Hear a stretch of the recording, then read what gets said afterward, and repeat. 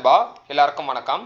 தமிழக அரசு வந்து பார்த்தீங்கன்னா இந்து சமய அறநிலையத்துறையிலிருந்து தான் ஒரு ஜாப் நோட்டிஃபிகேஷன் அனௌன்ஸ்மெண்ட் பண்ணியிருக்காங்க. ஓகேங்களா? இந்த போஸ்டிங்ஸ்க்கு எந்த வகையான எக்ஸாம்ஸும் கிடையாது, ஃபீஸும் கிடையாது. கேண்டிடேட் ஹையர் பண்ணுறது எல்லாமே மெரிட் பேஸ்ட் தான் வந்து ஹையர் பண்ண போகிறாங்க. ஓகேங்களா?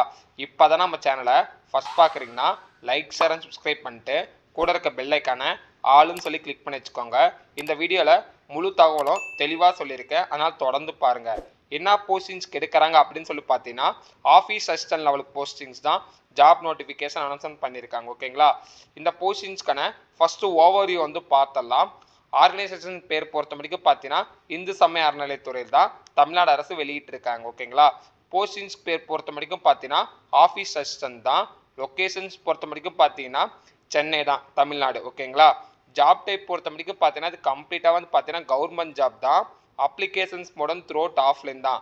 அதுக்கான லிங்க் எல்லாமே கீழே டிஸ்கிரிப்ஷனுக்கு லிங்காக கொடுத்துருக்கேன், மறக்காமல் செக் பண்ணி பாருங்கள். இந்த நோட்டிஃபிகேஷனுக்கான லிங்க் வேணும் அப்படின்னு வச்சிங்கன்னா நம்ம வெப்சைட்லேயே இங்கே பார்த்தீங்கன்னா இந்த பிடிஎஃப் அஃபீஷியல் பிடிஎஃப் டவுன்லோட்ஸ்னு சொல்லியிருக்கோம்.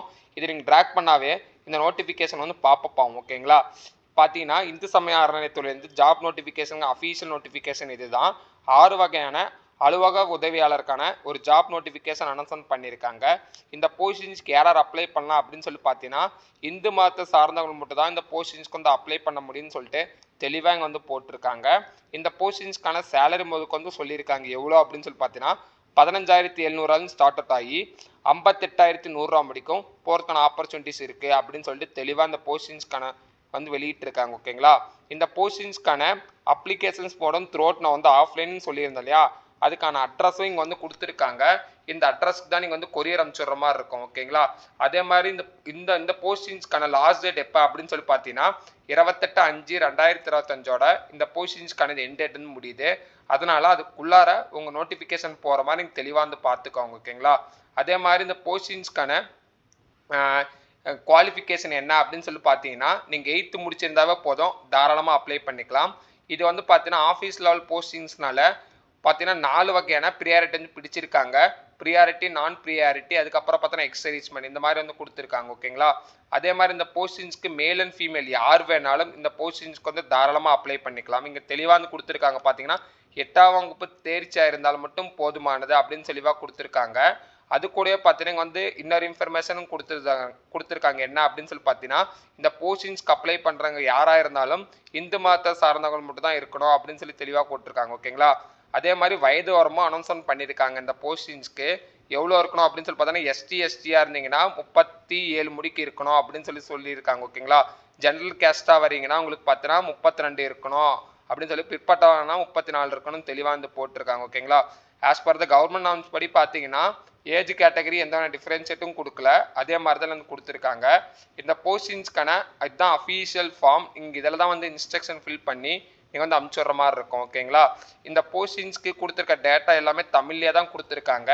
அதனால் நீங்கள் எழுத போகிற டேட்டாவும் தமிழ்லேயே எழுதுங்க. உங்களுடைய ஓன் ஹேண்ட் ரைட்டிங்கில் இந்த மிஸ்டேக்ஸ் இல்லாமல் கிளியராக வந்து எழுதிக்கோங்க. ஓகேங்களா?